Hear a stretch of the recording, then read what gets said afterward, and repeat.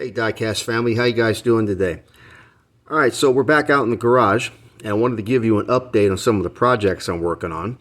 Alright, so the most noteworthy being the Rolls Royce is almost complete. What I've done right now is most of the assembly is done. I still need to put the door panels in and also this little piece under the hood for the engine.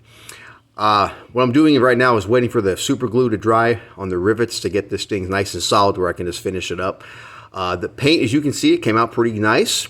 It's got a nice shine to it. A lot of metallic sparkle. It looks really good. I even managed to find a color that was kind of close to the factory. It's a little darker, though, as you can see. But for the most part, it turned out really good. And what I'm going to do is I'm going to do a future video that's going to feature both the Rolls Royces, the factory finished one that I have inside and this one here that I restored. And by the way, if you remember, this was the side that had the problem with the paint on the door. As you can see, that problem has now been solved. Looks pretty good. So we got the Classic Caddy is in primer, waiting for paint, as is the Cougar Villager Wagon right here. I got the tailgate for the Wagon over here on this little thing right here. I don't know if you can quite see that yet. I can't bring it in the view. I'm going to pick it up. It should be dry by now. Let's bring this in. Here we go. So there's the tailgate for the Wagon, all primed up, ready to go. And then I decided to paint one of the Yatming Rolls Royces the same shade of blue as this one here. So this has got one coat of clear on it so far. And I have to let it sit and cure up real good before I try reassembling it. But for right now, it's coming on pretty good. The other Rolls Royce is sitting, Yatming one, is sitting out in the paint stripper once again, getting stripped down because something happened with that paint.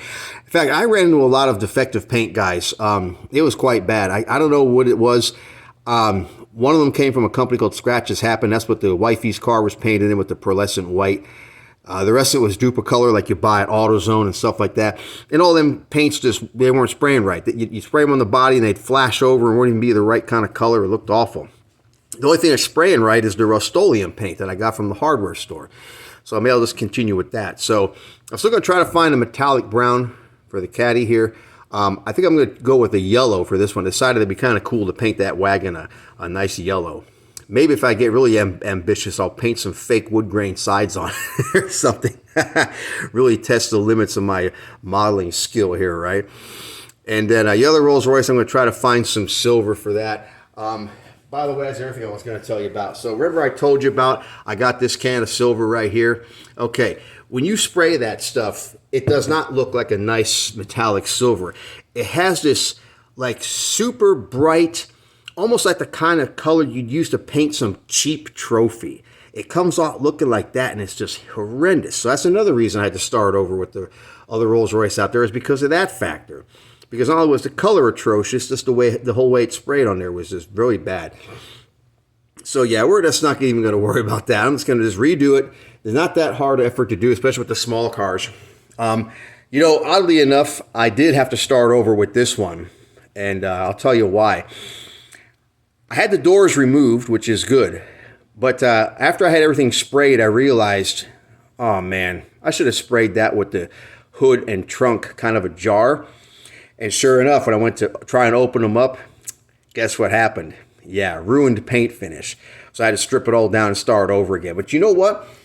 I took it as a blessing in disguise because the second paint job actually came out better than the first. The first one was kind of less than stellar. This one, as you can see, came out pretty nice, guys. I mean, I'm pretty impressed with it. Let me know what you think, all right? I think it came out pretty darn nice. Nice gloss, very rich color. It looks really good. So like I say, when I get it fully assembled, we're going to do a video that's going to be about this guy plus the one that's inside as well. We'll take a look at them both, compare them side by side. It should be pretty cool, all right? So, you know, like I said, just a short video to show you guys some progress on the projects. They're coming along pretty good, and I'll share some more results with you as I go along. All right, so in the meantime, guys, I want you to take care. God bless. I hope you all had a great Christmas, by the way, too. And we'll see you in the next video.